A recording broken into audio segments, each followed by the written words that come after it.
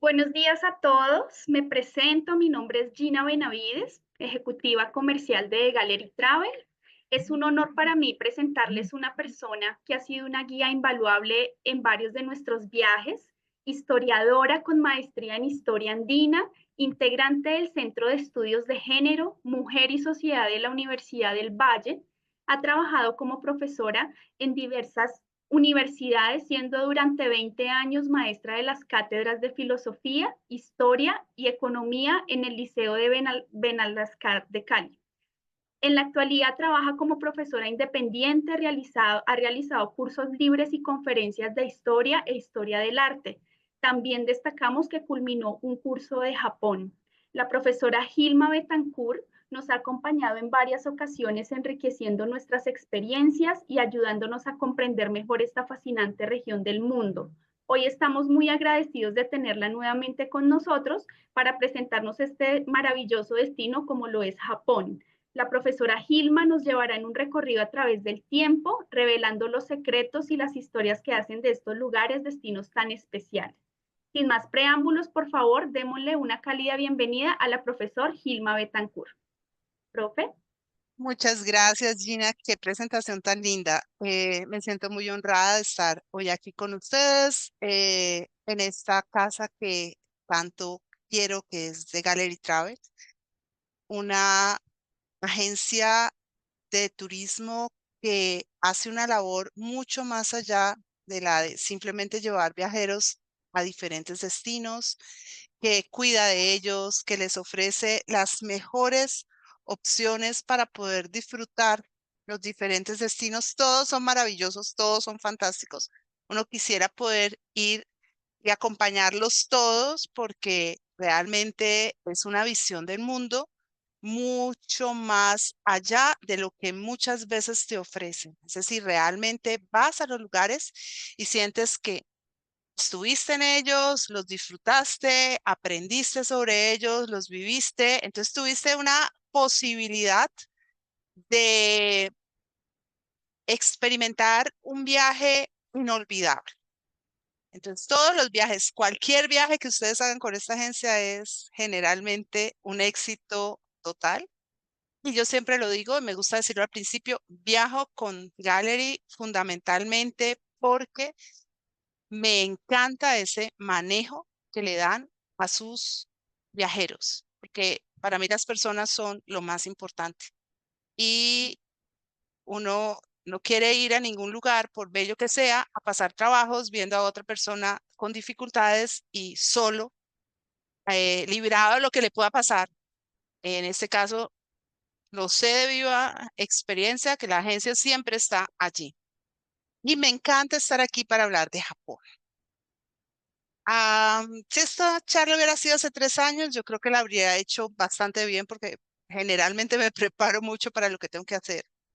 Pero como les decía Gina, vengo de una experiencia de inmersión en Japón profunda, tanto en historia como en arte. Ya en filosofía habían cosas que se habían caminado antes y es un destino absolutamente maravilloso. Voy a empezar con una cita de este libro que para quienes quieran se lo recomiendo. Se llama Cultura japonesa, pensamiento y religiones. Es denso, obviamente. Parte de mi trabajo es hacer que esto que es denso a ustedes no les resulte tanto. Pero en este libro, el autor, Federico Lanzaco Salafranca, un catedrático español que viajó, vivió, trabajó muchos años, toda su vida en Japón. Dice lo siguiente: Japón, el país de los contrastes, un país contradictorio, tradición con costumbres seculares y modernismo galopante. Convivencia de kimono, geta, que son los suecos japoneses de madera, y hakama, estos pantalones japoneses que si los caballeros y las damas van, es son maravillosos, con las zapatillas deportivas, los jeans y el último diseño de la moda femenina. Y dice también esto que me parece todavía más importante para nosotros, y es que en Japón el pasado y el presente conviven de una manera completamente activa. Así que uno va caminando y se siente surrealista, no sabe si está en el Japón Edo del siglo XVI, XVII, XVIII, XIX o si está en la actualidad. Es una cultura de la que podemos aprender infinitamente. Y en este caso, en nuestro viaje, esta cultura nos va a ofrecer una belleza inmensa porque estamos en primavera. Todavía alcanzamos temporada de cerezos. Esa temporada hay que tenerlo en cuenta. Hoy en día a veces se mueve un poquito. Eh, pero es un Japón que está espléndido, lleno de acontecimientos culturales alrededor.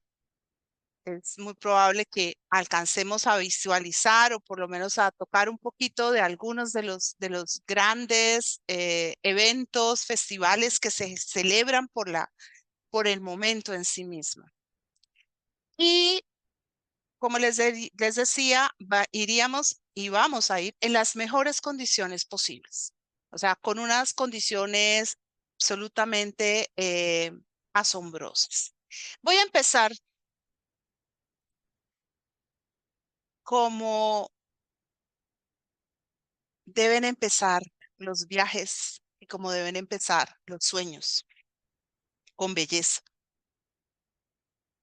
Cuando nosotros viajamos, jugando un poco con Cortázar, yo no sé si somos nosotros quienes viajamos o son los destinos quienes nos viajan. Cada viaje es una experiencia de vida inigualable que nos implica acomodarnos y adaptarnos a las circunstancias y que nos permite obtener aprendizajes únicos. Por eso es tan importante que cuando hacemos nuestros viajes, los hagamos, ojalá, muy bien agenciados, bien asesorados, bien acompañados, para que tengamos lo mejor. Y lo digo porque a veces es como cuando vamos a comprar frutas. Las frutas magulladas o las frutas que no están tan buenas, pues a veces nos parecen a mejor precio. Pero cuando vamos a ver, ganamos más cuando llevamos algo que es en sí muy completo y muy bueno. Bien, vamos a empezar con una leyenda. No cualquiera, es una leyenda japonesa que le da sentido en buena parte a toda la historia del ser japonés. Fíjense lo que dije, ¿no? Toda la historia del ser japonés. Esta leyenda no es un mito, o sea, no tiene que ver con una tradición de pensamiento religioso, no, tiene que ver con una historia que se fue volviendo significativa para los japoneses para darle sentido a su propia historia. Y es la historia de Sakura y Yohiro. Cuenta la leyenda que en un tiempo muy lejano, muy remoto, cuando Japón vivía sus primeros tiempos, Japón estaba sometido en unas guerras civiles terribles, terribles. Estaban en ese momento muriendo muchas, muchas personas debido a estas guerras. Y el panorama fue absolutamente triste y particularmente absolutamente devastador. Todo el país parecía haberse, eh, digamos, empobrecido, estar atravesando casi que la muerte, todo el país, salvo un pequeño bosque. Y ese pequeño bosque mantenía la vida, mientras todo lo demás se deterioraba en medio de estas guerras de Onin. Pero aún en el bosque había un espacio lúgubre, un espacio oscuro, un espacio estremecedor. Ese espacio estaba habitado por un gran árbol milenario al que la vida parecía rehuirle. Ni siquiera los animalitos que tradicionalmente hacen nidos en los árboles querían acercársele. La hierba, nada. Y una de las camis, hadas del bosque, estaba paseando por ahí porque le gustaba buscar refugio en este lugar de la vida. Ella era el hada de la primavera y le gustaba estar allí. Y de pronto reparó en ese árbol que había visto tantas veces, pero ustedes saben que muchas veces vemos las cosas y no nos detenemos. Esta vez ella se detuvo y se compadeció. Había tanta muerte afuera que ella deseaba que este bosque fuera perfecto. Así que se acercó al árbol, lo tocó y lo llamó para que se le presentara a su espíritu y le dijo, mira, me da mucho dolor, mucha tristeza verte en estas condiciones de desolación y muerte. Quiero ofrecerte algo, una oportunidad. Quiero regalarte la esperanza. Así que te voy a dar la opción de materializarte y vivir 100 años. Esos 100 años los vas a vivir fuera de tu experiencia como árbol. Puedes vivir como árbol o como ser humano, si aceptas. Y el árbol aceptó. Y se fue a vivir por el mundo. Uy, no, horrible, la muerte, la desolación, el sufrimiento. A veces iba como humano, a veces se volvía árbol, a veces humano. Ya se le acababa el tiempo, ya iba llegando su hora. Decidió caminar hacia el bosque como ser humano los últimos días. Y cuando venía caminando, vio de pronto una jovencita muy bella que estaba sacando agua del río. El trabajo era muy pesado, entonces él se acercó con mucha prudencia y mucho respeto, se ofreció a ayudarla y ella lo miró. Al principio tuvo desconfianza, pero después él le inspiró como seguridad, entonces le sonrió y le dijo que sí. Él cargó el agua y se fueron conversando, hablando del sufrimiento, del dolor, y él fue viendo que ella tenía un alma compasiva. Así que decidió demorar un poco más su retorno y al día siguiente volverla a encontrar y así los días que podía, porque ya se le iba cumpliendo el tiempo. Al final, ya la última tarde que podía estar con ella, le dijo, bueno, yo me voy a despedir porque ya me voy, voy a morir, porque el hada le había dicho, se me había olvidado que si no cumplía su cometido de lograr florecer en ese tiempo, él iba a morir.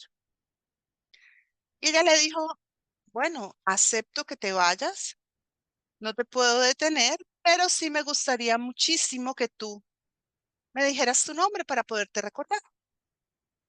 Y él, como un poco apresurado, le dijo, Yojiro. Entonces ella le dijo, Yojiro, un gusto conocerte. Él se fue y ella, en lugar de volverse a su casa, se fue a hurtadillas siguiéndolo para ver qué era lo que iba a pasar, porque él estaba tan triste esa última tarde, tan melancólico y como así que iba a desaparecer. Y se quedó escondidita en la parte de afuera del bosque, maravillada de ver este bosque tan bello, y presenció entonces el encuentro de la caminada con Yojiro, donde el hada le decía, bueno, ya se cumple tu tiempo, vas a morir, vas a desaparecer. Y él le dijo, sí, acepto, ese es mi destino.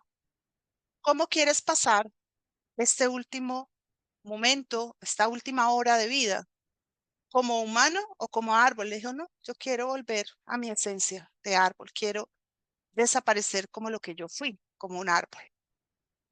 Y entonces se volvió árbol y el hada ya estaba, digamos, preparada para acompañar ese último momento cuando vio que se movía la espesura y de la espesura salía la jovencita, aterrada ante lo que acababa de ver.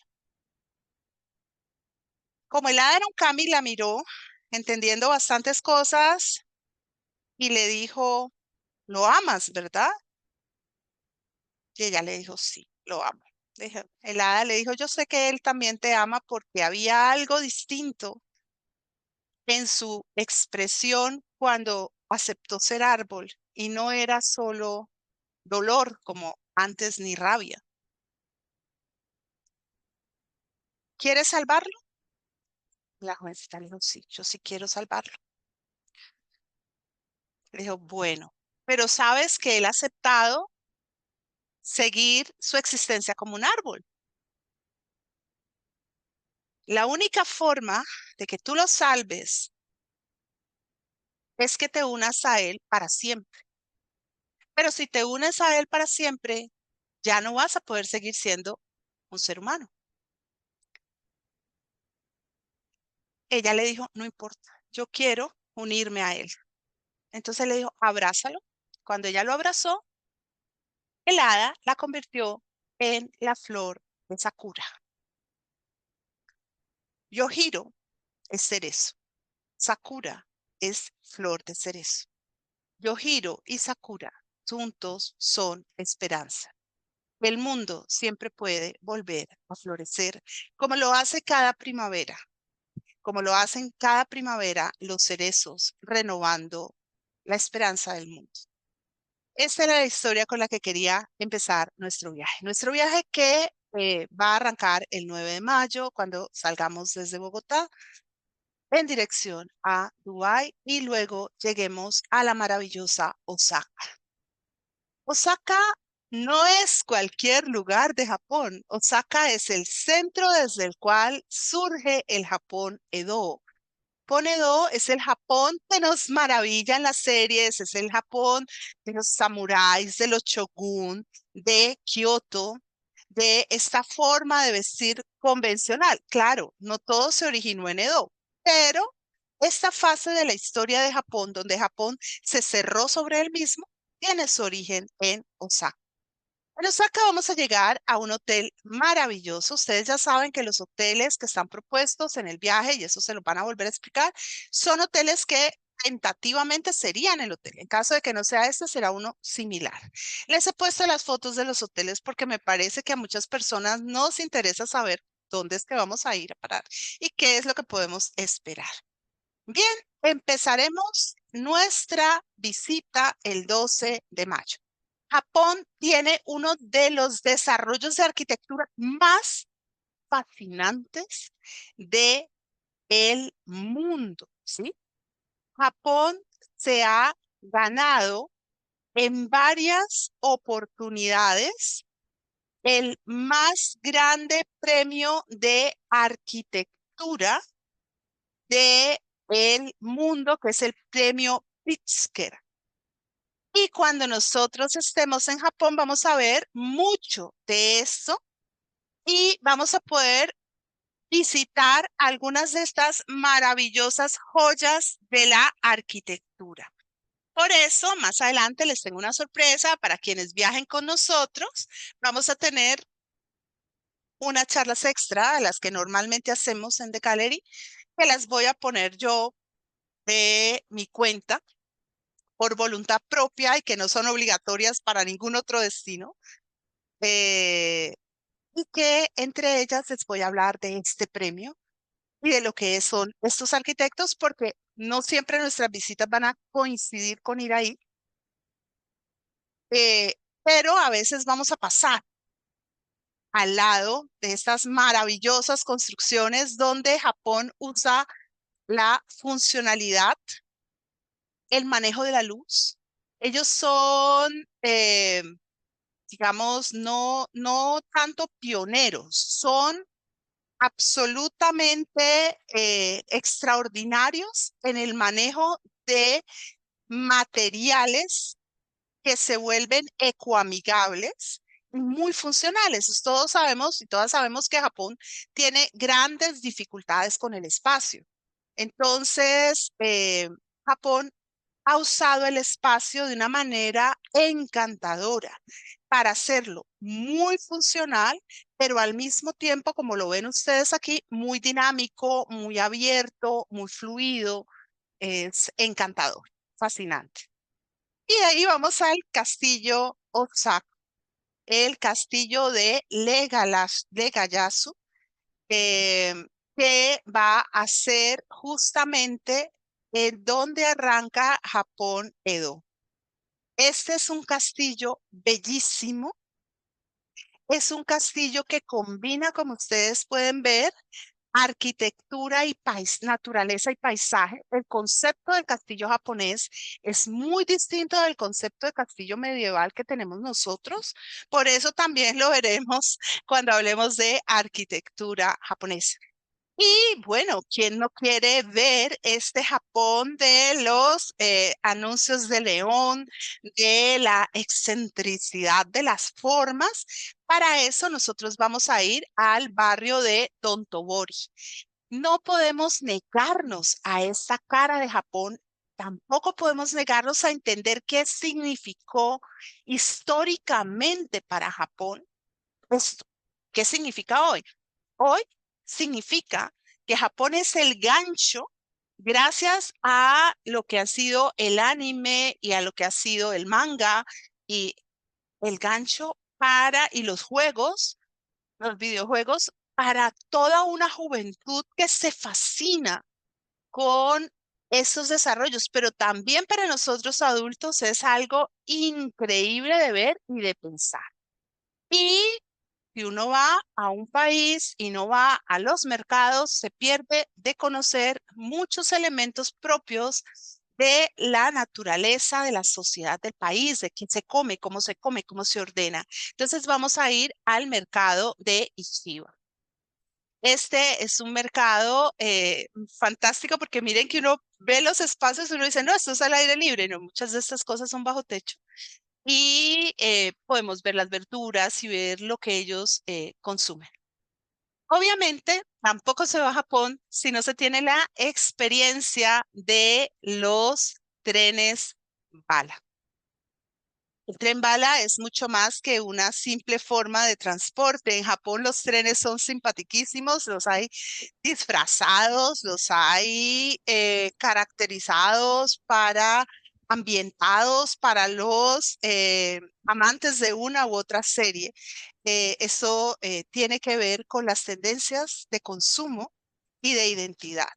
Nosotros hicimos previamente una charla antes de lanzar el viaje que la hice dentro de mi curso de Japón, o sea, no la hicimos, digamos, no la hizo Gallery para que nadie se vaya a alterar, la hice dentro de mi curso, pero invité a las personas que hasta ese momento yo sabía que estaban interesadas en el viaje y la vamos a compartir con las personas que pues viajen con nosotros, que es la charla sobre manga y anime, que es muy, muy interesante. Y de entonces vamos a Hiroshima. Hiroshima es un espacio que tiene una resonancia muy especial, no solo para Japón, sino para la humanidad en general. Y de allí vamos a ir a Miyajima y de nuevo a Hiroshima. Miren, este es el interior del tren, pues no es necesariamente el que vamos a viajar, pero llegar a Hiroshima supone tener un poco clara o muy clara la historia. Saber confrontar el pasado, el presente y las posibilidades de futuro. Aquí en Hiroshima vamos a encontrar los diferentes monumentos que se realizaron después de la caída de la bomba. Y vamos a mirar cómo la humanidad se ha tomado el trabajo de entender su historia y sus posibilidades y sus riesgos. Vamos a ver el monte conmemorativo de la bomba atómica y la llama de la paz, la campana de la paz. Y vamos a poder entonces de nuevo reflexionar, ¿no? Reflexionar sobre todas estas circunstancias. Ustedes me van a perdonar un segundo. Tengo aquí una situación doméstica que tengo que solucionar para bien de una criatura viviente. Espérese. Este fue el responsable, se los muestro, se enredó una uña en la cortina. Entonces, había que liberarlo. Bueno, entonces vamos a estar en la sala de la memoria y ahí vamos a poder hablar de lo que fueron las 140.000 víctimas que tuvo este acontecimiento hasta el final de la guerra y hasta 1945. Las Puertas de la Paz, donde están los nombres, el museo conmemorativo, está la paz escrita en diferentes nombres, perdón, y quiero hacer alusión a este edificio que ustedes están viendo aquí al fondo, ¿sí? Cuando cayó la bomba, este edificio quedó en pie. Hoy en día sabemos cantidades de cosas sobre ese momento fatal y sobre sus consecuencias. Bien, luego vamos al Hotel Hilton de Hiroshima. Aquí están viendo el hotel. Como les digo, es importante ver los hoteles. Eso también es motivación. Esa es la cúpula de la bomba atómica. Como les decía, a las 8:15 de la mañana del 6 de agosto de 1945. Esta era la imagen de la cúpula, la que estamos viendo en blanco y negro. Y después la que vemos a continuación. Sí. Em, También dentro de mi curso de Japón, hice una charla con mi madre. Mi madre es literato. Entonces, pues yo vengo de un núcleo familiar muy particular. Mi papá es doctor en filosofía, mi mamá es doctora en literatura y yo soy historiador. Entonces, pues hacemos una buena combinación. Y hablamos con ella de literatura japonesa. Eh, para quienes viajen con nosotros, pues les vamos a hacer llegar esa charla. Y pues vamos a ver si programamos otra más para poder hablar de otros autores de la literatura japonesa, porque es delicioso llegar con todo el conocimiento que uno pueda atesorar. Y de ahí vamos al santuario shintoísta de Itsukushima. Miren, a ese santuario cualquier persona que vaya lo va a disfrutar, porque estéticamente es bellísimo. Es un sitio extraordinario, pero nosotros nos vamos a encargar de que cuando ustedes lleguen, sepan a dónde están llegando. Es decir, una de las charlas que vamos a hacer es sobre shintoísmo, budismo, taoísmo, confucianismo y tranquilos que la idea y el trabajo mío es volver, como cuando enseñé filosofía siempre pensé que la función era que mis estudiantes amaran la filosofía, no que la detestaran. Y para eso había que mediar el conocimiento para que fuera claro, preciso, conciso, interesante. Eso mismo vamos a hacer con ustedes, para que no solamente tengamos las fotos maravillosas, sino para que lo vivamos profundamente, para que nos emocionemos, ¿sí?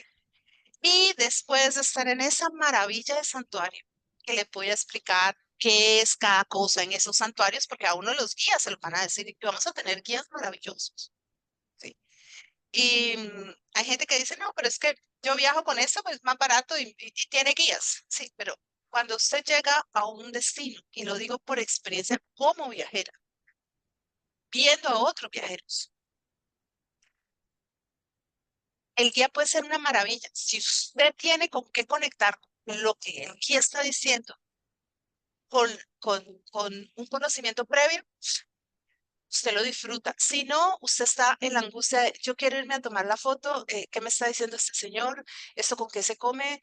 No entiendo, no pude hacer muchas preguntas, el tiempo es muy corto, entonces por eso nosotros nos interesamos en que tengan un conocimiento previo y que también tengan un acompañamiento, que también durante el viaje tengamos espacios para conectar lo que estamos viendo y lo que estamos viviendo.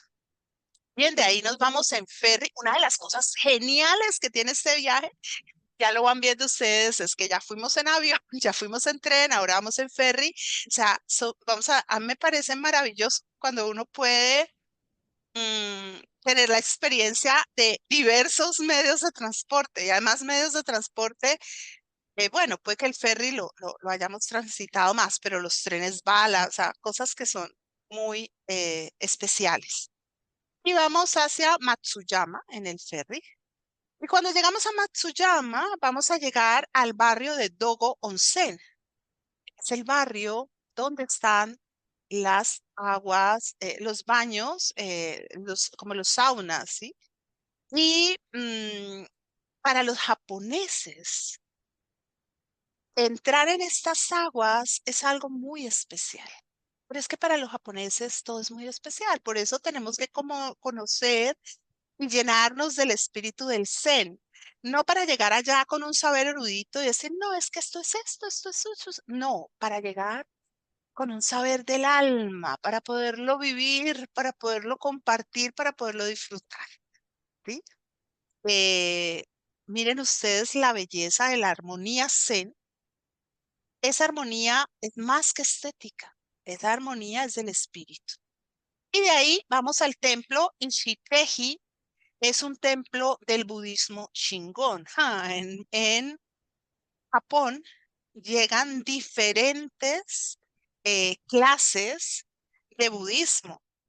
El budismo sale de India, es casi que muy despuesito de haberse desarrollado en el siglo sexto antes de Cristo. Y sale de allí, de India, y se empieza a expandir. Y va a llegar, si no estoy mal, no, antes de los mongoles, va a llegar a China.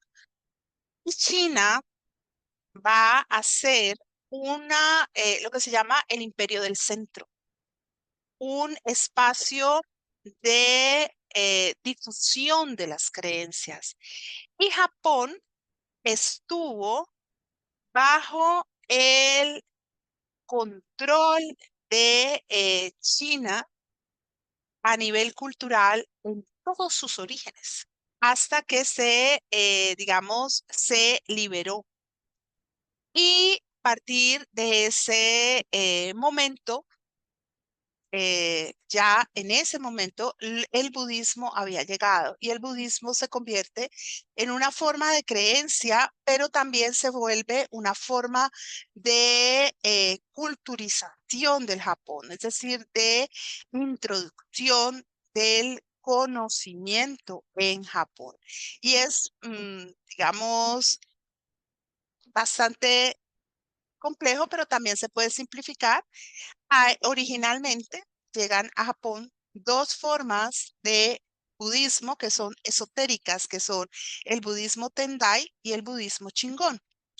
¿Qué quiere decir que sean esotéricas? Les voy a mostrar algo aquí chiquitico, cortitico, rapidito. Miren, estas son dioses budistas. Si ustedes han visto, ustedes vieron Dragon Ball Z, ustedes pudieron ver en Dragon Ball Z unas imágenes parecidas. Y es lo que les decía al principio. En Japón, el pasado y el presente se incorporan. Entonces vamos a conocer qué son estas linternas de piedra, por qué se pone el incienso, cositas así. No nos vamos a meter pues en un doctorado de las creencias, pero sí lo suficiente para que nosotros podamos vivir y disfrutar. Aquí está el hotel. eh, y las notas sobre viaje. Esta presentación también ustedes a través de Gallery, quienes viajan, la van a tener.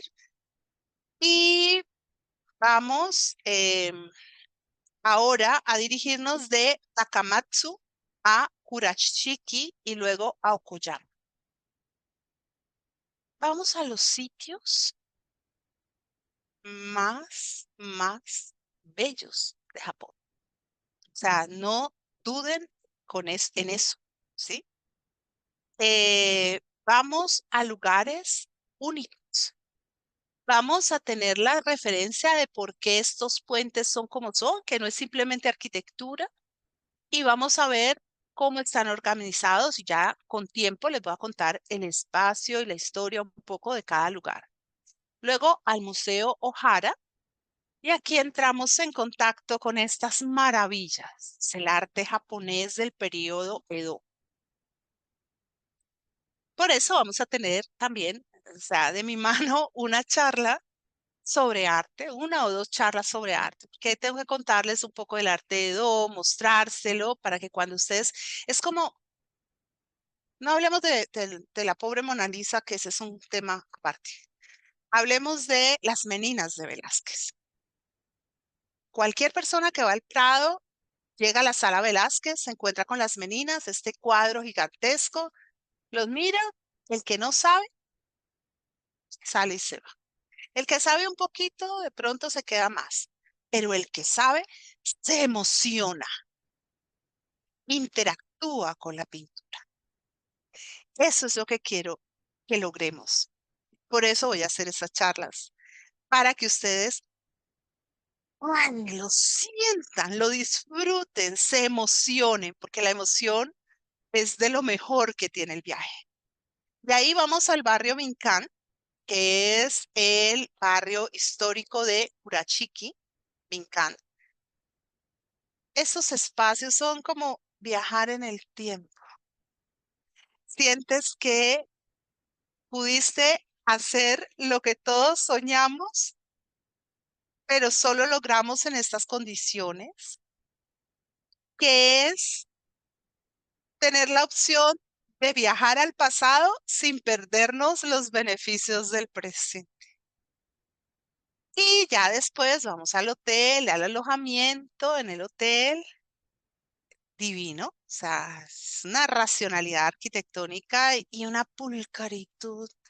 Y lo que les dice cualquier persona que haya estado ido a Japón, el trato respetuoso, esa cultura que no es de la historia de Japón, es de la creencia de Japón.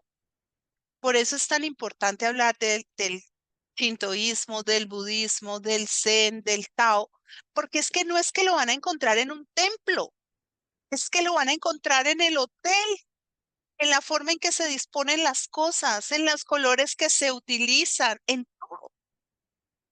Y ya de allí vamos de Okayama a Himeji y a Kyoto. Miren los paisajes, por favor. ¿Sí?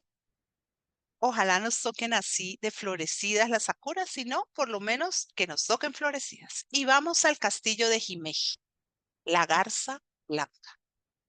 Japón tiene dos castillos que son plenamente originales. A ver, les cuento. Cuando Japón tiene unas experiencias muy duras, porque en el periodo Edo, Japón se cierra sobre sí mismo, pasan cosas terribles, o sea, crucifican a los cristianos eh, y solamente los holandeses pueden tocar algunos puertos en Japón.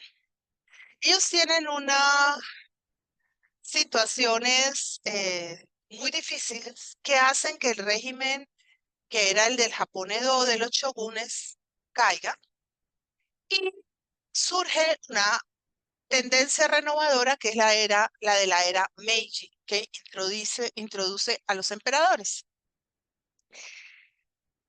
Cuando llega Meiji al poder, Japón empieza a occidentalizarse. Y estos castillos que eran la representación del Japón feudal, se vuelven algo así como unos enemigos culturales. Y muchos de ellos son suprimidos. Este castillo no. Este castillo, muchos de los castillos que vamos a ver en Japón son reconstrucciones, pero este es un castillo original, original. Le dicen la Garza Blanca porque está todo pintado de blanco. Y fue construido en 1346 por un personaje histórico muy importante en Japón, que es Oda Nobunaga, que empieza la renovación de Japón que va a terminar en el Japón Edo, y de eso hablaremos en el curso de historia, porque eso no lo podemos incluir ahorita. Y ya de ahí vamos a Kioto. Por historia, Japón va a tener unas guerras, que son unas guerras muy duras, eran las que les hablaba ahorita, las guerras Onin. Y las guerras Onin van a poner la corte del norte y la corte del sur. La corte del norte es lo que actualmente, lo que va a ser Edo, después Tokio. La corte del sur es Kioto. En Kioto se quedan los emperadores japoneses hasta la era Meiji, cuando se trasladan a Tokio. Le cambian el nombre, ponen Tokio a lo que era Edo y pasan la corte allá. Así que Kioto es un sitio muy especial. Kioto es un lugar donde el pasado está en todos los lugares, pero con la sensación no del pueblo, pues nosotros vamos a ir a algunos pueblitos, sino de la ciudad. Lo primero es esta gran puerta Tori que les voy contando. Si nosotros la pasáramos como se debería pasar, iríamos nosotros por el lado, iríamos por el lado izquierdo. Por el centro iría el emperador y por el lado derecho irían los hombres y funcionarios de la corte. Los toris, como todas las puertas en la historia, todas las puertas en la historia son así. Se consideraron espacios liminales, es decir, que conectaban realidades diferentes y algunas puertas como que pudieran transponer el más acá y el más allá. Y eso se cumple para Occidente también, antes de que se me olvide porque lo quiero puntualizar. A veces uno dice, oh no, pero qué horror, destruyeron los castillos, ¿cómo es posible? Mis corazones hermosos, en el siglo XIX, cuando se está haciendo la reconstrucción de París, la remodelación de París, bajo el gobierno de Napoleón III, los parisinos estaban pensando derrumbar Notre Dame. La salvó Víctor Hugo con su novela El jorobado de Notre Dame. Bien, el rojo, vamos a ver, el rojo es el color de la vida, el rojo es un color muy importante en toda la concepción asiática. Y al llegar aquí a Fushimi Inari, vamos a tener la opción de este santuario de las múltiples, creo que son las 1000 puertas. O sea, si un solo tori te traslada a una dimensión nueva, imagínense lo que son estos grandes túneles creados con estas maravillosas. Ya llegamos al hotel en Kioto, de nuevo, una maravilla. Y miren esto, el bosque de Arashiyama. Esto está vinculado con el shintoísmo, con el zen. Por eso, y la intención no es solamente un paisaje bonito, exótico. Ay, sí, tomémonos la foto. Sí, obvio, nos tomaremos la foto. Es, ay, la introspección del lugar, sentir el lugar. Y está la posibilidad de pasear en este rickshaw, que tiene un doble sentido. Yo sé que hay personas que a mí me pasa, que no es, ay, no, pero puedes decir tú ese señor. Bueno, el señor vive de eso. Si le quitamos esa posibilidad, pues le quitamos el medio de vida. Pero también es la posibilidad de ir más rápido, más cómodos y poder garantizar, porque algunas personas me dicen a mí, ay, pero me encanta el viaje, pero yo no me siento como, ay, no va a ser muy exigente físicamente. Yo he hecho varios viajes con Gallery y una de las cosas que ha sido muy ricas es que no hemos sentido que no podamos, que nos agotamos. Precisamente por eso es tan importante tener buenos hoteles. Eh, cuando uno tiene de pronto 15, 16 años, dormir en el suelo le es irrelevante. Pero cuando uno ve un viaje largo donde ha hecho una inversión grande, donde quiere disfrutar, donde quiere ver, donde quiere aprender, es muy importante ir a un muy buen hotel. Ténganlo por seguro. El buen hotel hace que ustedes disfruten el viaje al máximo. Llegamos a un sitio absolutamente hermoso, el pabellón dorado. Cuando hablábamos de la literatura, comentaba mi madre de un cuento de Mishima que habla de un hombre que vive la experiencia de cuidar este pabellón, un monje, y al final llega al punto de sentir que no cabe en él tanta belleza, que él no puede vivir con tanta belleza. El cuento es bellísimo, les consigo el nombre después porque ahorita no me acuerdo. Esto es Zen, budismo Zen, la maravillosa experiencia de los simple, que se une con raíces del taoísmo, donde yo tengo la sensación del vacío. Pero esa sensación del vacío no es intimidatoria, es algo sobrecogedor, sí, como en el cuento. em, y obviamente, si yo voy como occidental, digo, ay, sí, sí, qué lindo, no, me tomo la foto. Pero si yo me doy la opción de sentir el espacio, entonces la experiencia es única. Y luego vamos al templo Rojanji, algo que también les comunico. A veces las personas dicen, ay, no, pero es que un templo y otro templo, otro templo, otro templo, no me voy a aburrir. No, todos son diferentes. Están elegidos para no ser repetitivos. Están elegidos a dedo. Hay millones de templos. Eh, están escogidos por su singularidad. En este caso, este templo tiene sorpresita. Usted lo ve muy sencillo. Ahora mire, la sorpresita es el arte. Los biombos pintados por los más grandes artistas del momento. Y vamos a hacer la lectura de estas obras de arte. Claro que la vamos a hacer. Y vamos a darnos cuenta de cómo no hay que leerlas todas, hay que aprender las claves, cómo se pueden disfrutar. Luego vamos al barrio Gion, que es otro barrio que nos devuelve en el tiempo y donde vamos a encontrar las geishas y las maiko. Las geishas las vamos a distinguir porque van a tener los kimonos con las mangas más largas y son más sobrias. Es decir, no tienen tantos adornos en el pelo y se pintan, pero se pintan más limitadamente. También les voy a explicar cómo es todo esto. Esta es una maiko, ¿sí? Las maiko son las jovencitas. Están menos profesionalizadas, si se quiere, o sea, son artistas porque una geisha es una artista.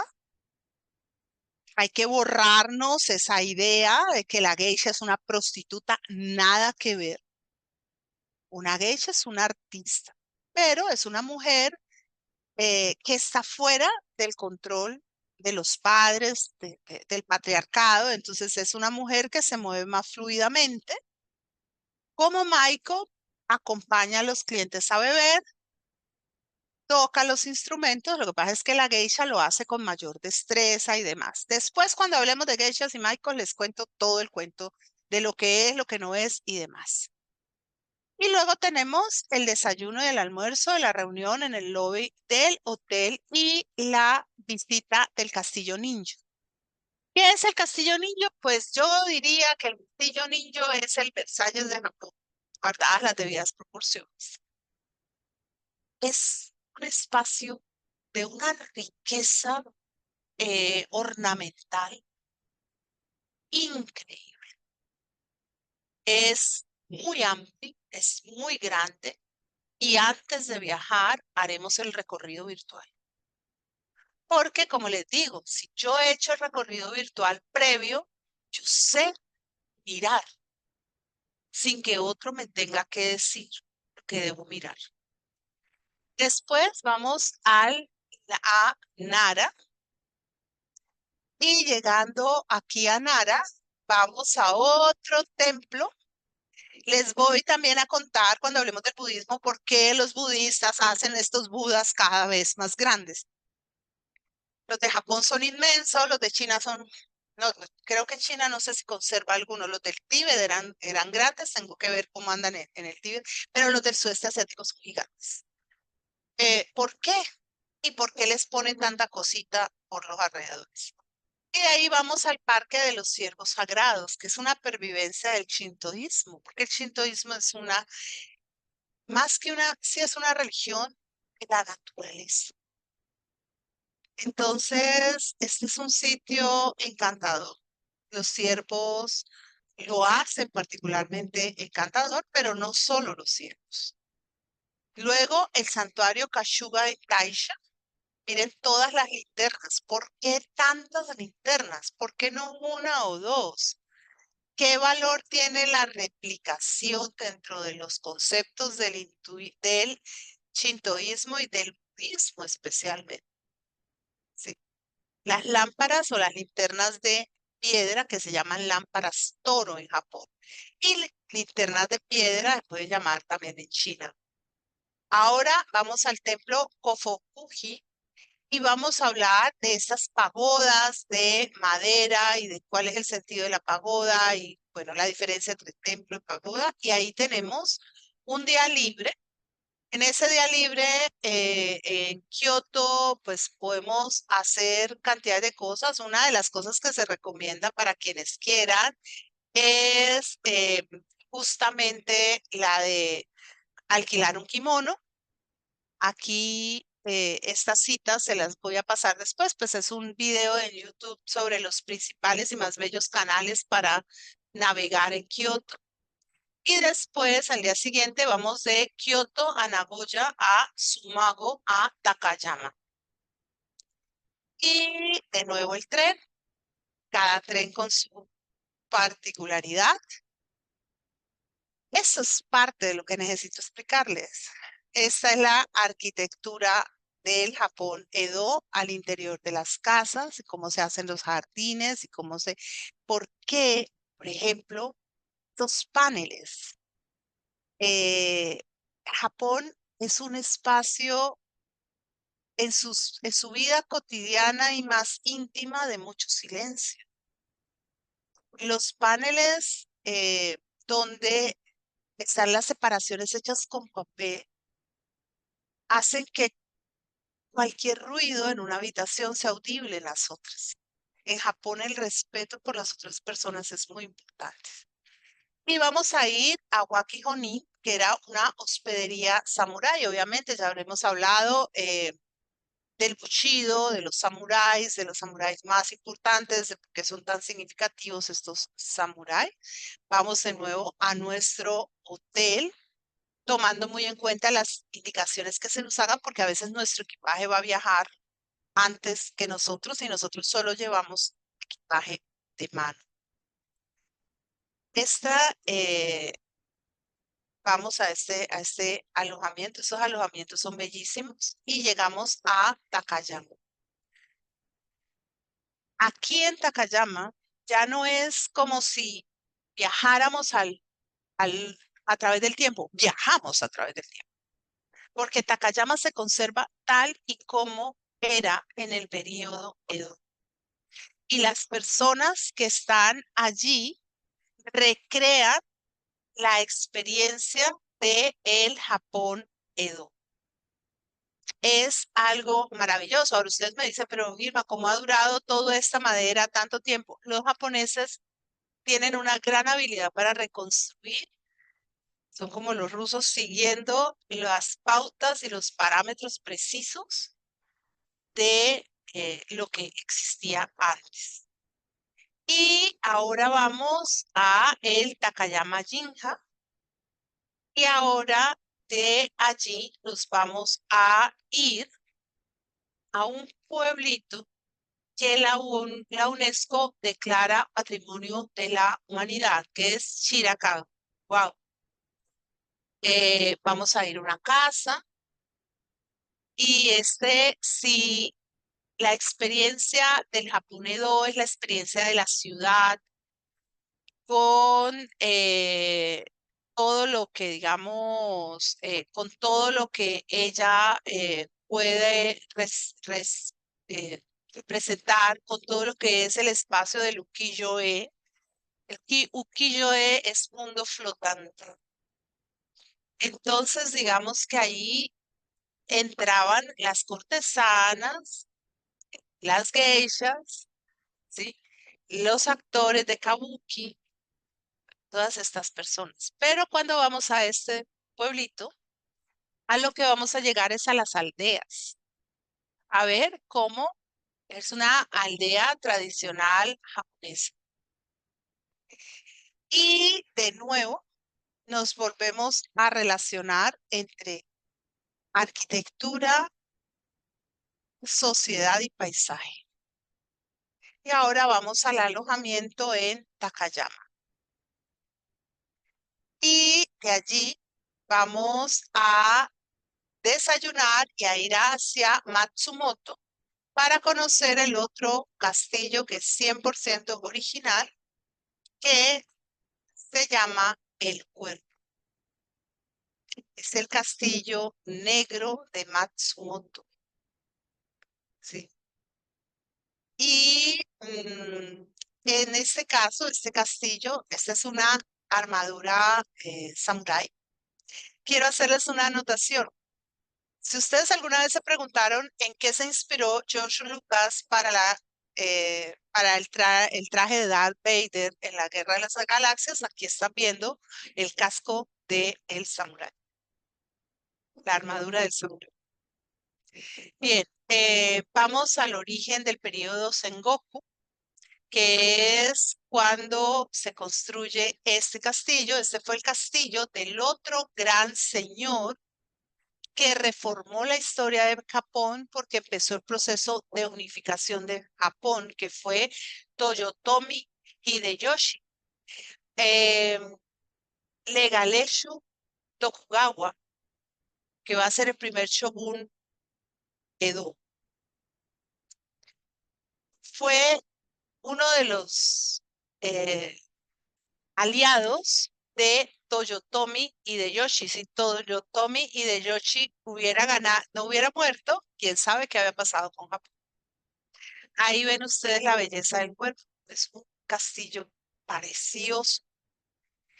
Y ahora vamos a el Museo de Arte de la ciudad de Matsumoto. Resulta que la ciudad de Matsumoto tiene entre sus habitantes notables a Yayoi Kusama. Yayoi Kusama es una artista que fue miembro del movimiento de transformación de las artes en los años 60.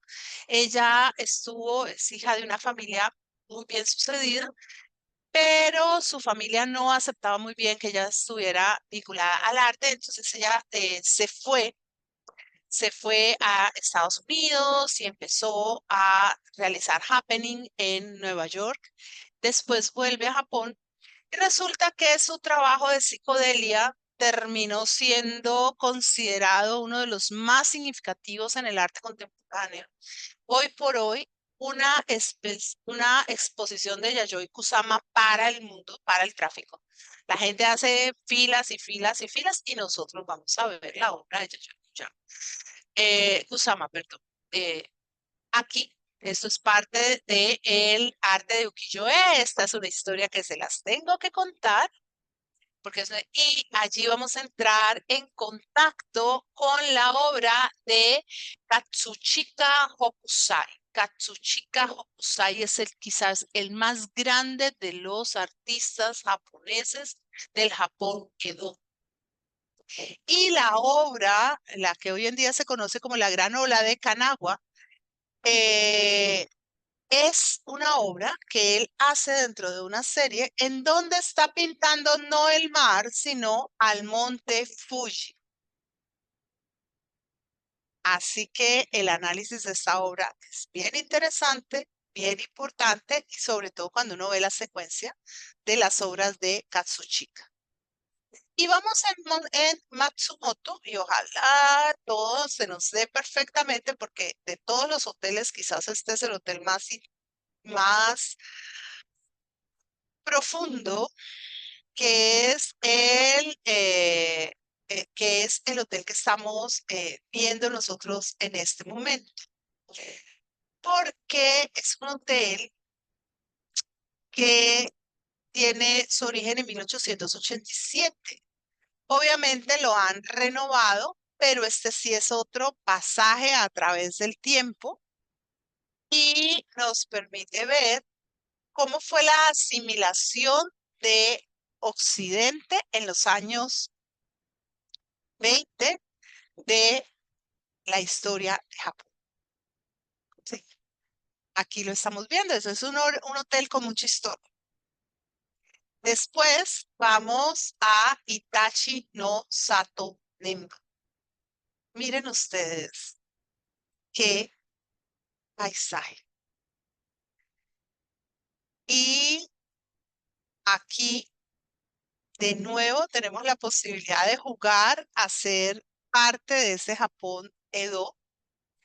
Vamos a ver un museo, este es un museo al aire libre, son 20 casas.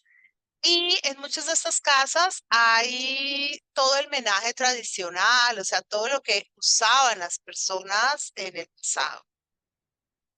Las vistas, las imágenes son absolutamente hermosas, absolutamente fantásticas, y de ahí vamos a Hakone. Ojalá pudiéramos ir en uno de estos barcos, yo creo que sí. Y vemos los toris y estamos en este lugar maravilloso con un alojamiento sensacional. Y allí ya vamos a entrar en contacto con nuestro queridísimo Monte Fuji, que ya lo hemos venido viendo. Fuji tiene un significado muy especial para los japoneses. Ese crucero en el lago Ashi, yo les digo, de las cosas más bellas que se tienen en los viajes son los espacios de navegación. Son hermosísimos. Vamos al santuario de Hakone, miren cómo entra en el agua.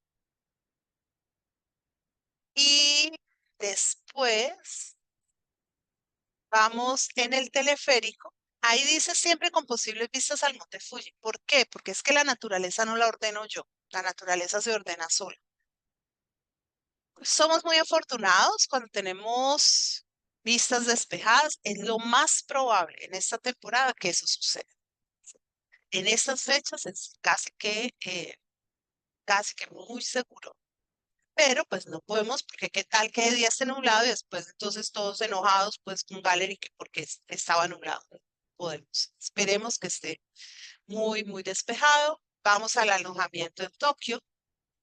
Tokio es una ciudad fascinante. Tokio es una ciudad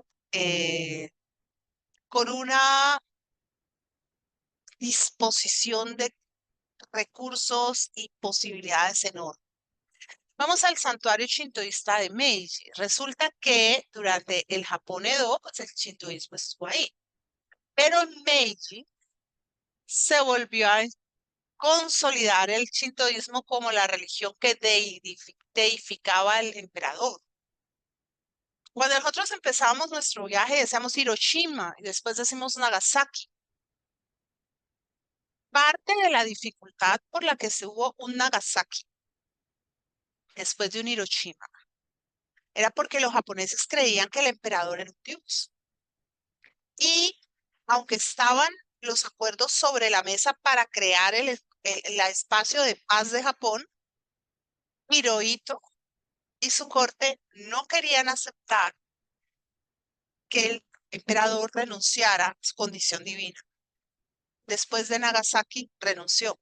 Este es el santuario donde se deificaban los emperadores japoneses de la era Meiji, y ese es uno de los toris más importantes porque tiene 12 metros de altura, es uno de los más grandes de Japón, con la idea de mostrar que es más sagrado y no está pintado de rojo para aludir al concepto de antigüedad.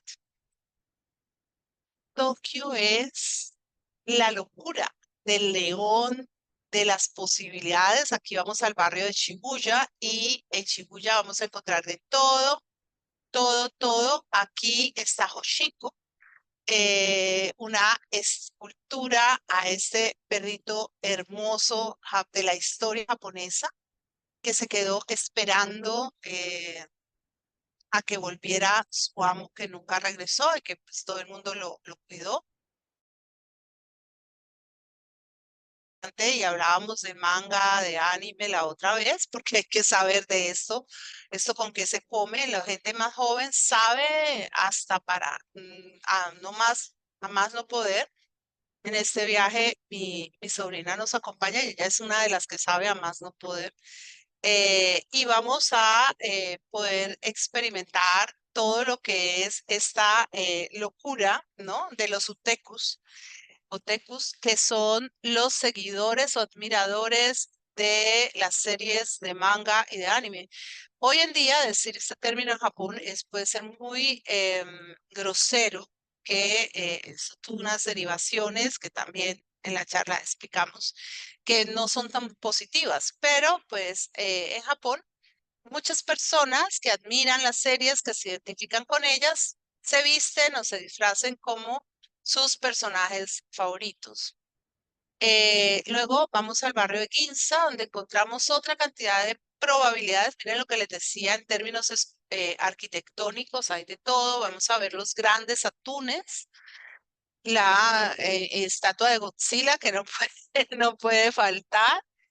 Y obviamente Hello Kitty, My Melody.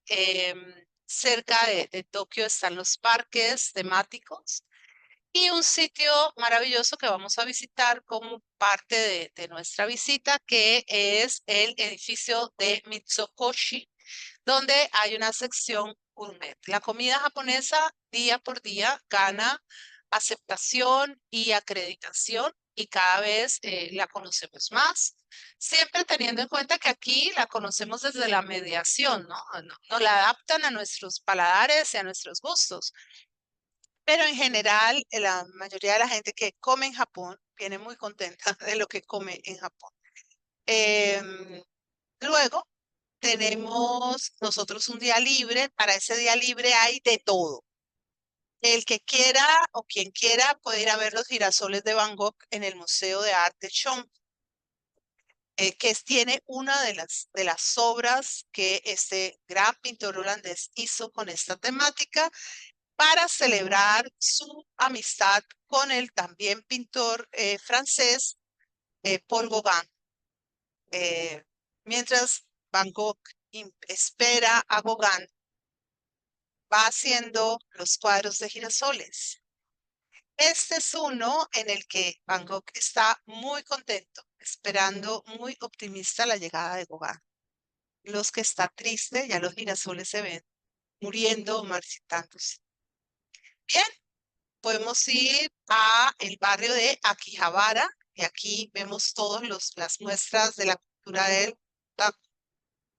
O a quien le interese, le guste, porque a quien le gusta la pesca y demás, puede ir a ver la subasta de atunes en el Mercado Central de Pescado de Toyosho. Quien quiera puede ir a darse un baño caliente en onsen, ¿sí? Miren que se puede ir de noche, ¿no? Hay que aprovechar el tiempo al máximo. Ir también al Museo de Arte Digital. Para quien le gustan todas estas, digamos, formas de sentirse dentro de la obra de arte. Y ahí encuentra todo el arte digital vanguardista. Y ya el 28 de mayo nos regresamos, o sea, vamos al aeropuerto de Tokio para tomar nuestros viajes de regreso. Dentro de las charlas que tengo pensadas, como les digo, yo como profesora acompañante por mi libre voluntad y queda el registro sin compromisos con Gallery. Es decir, no es algo que Gallery tenga que asumir, es algo que asumo yo personalmente. He pensado en estas, una mirada al arte japonés y su relación con el arte occidental. Aquí están viendo ustedes la obra japonesa, que es la que tienen más al extremo derecho, y esta belleza en azul, que es un Van Gogh. También Japón como universo de las creencias, para hablar un poco de shintoísmo, budismo, taoísmo y demás.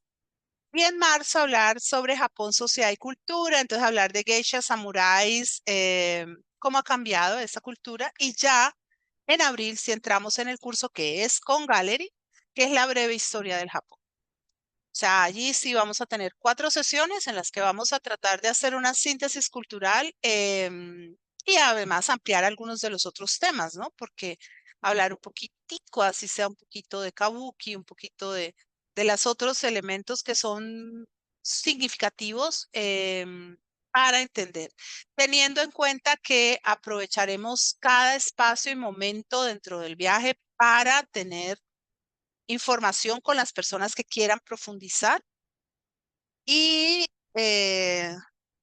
obviamente ya en el viaje tendremos algunas charlas que nos permitirán ir conectando. O sea, en el viaje, y esto es importante para mí decirlo, para que lo entendamos desde ya, quien lleva la voz cantante en los sitios es el guía. Yo generalmente me articulo con ellos y complemento, hago preguntas y busco siempre que lo que yo les diga esté en consonancia y enriquezca lo que los guías dicen. Esa es la función cuando nosotros vamos acompañando, además de estar también allí para ustedes, para consentirles, para apoyarles, para apoyar a la persona que vaya de parte de la agencia en todo el proceso de cuidado, porque si bien el viaje es capital, es lo que nos convoca, ustedes son lo más importante, siempre, ¿sí? Ustedes son la razón de ser de todo el trabajo que vamos a realizar. Y ya con esto cierro yo. Bueno, este sería ya como el final de esta presentación. Quiero invitar a todos para el próximo 4 de febrero, como lo mencioné, 7 de la noche, vamos a tener nuestra reunión virtual para ya hablar al detalle del programa con precios, tanto de la porción terrestre y tiquete aéreo. Entonces, invitados todos a que se unan a este espectacular viaje con el acompañamiento de nuestra profesora Gilma Ventacur.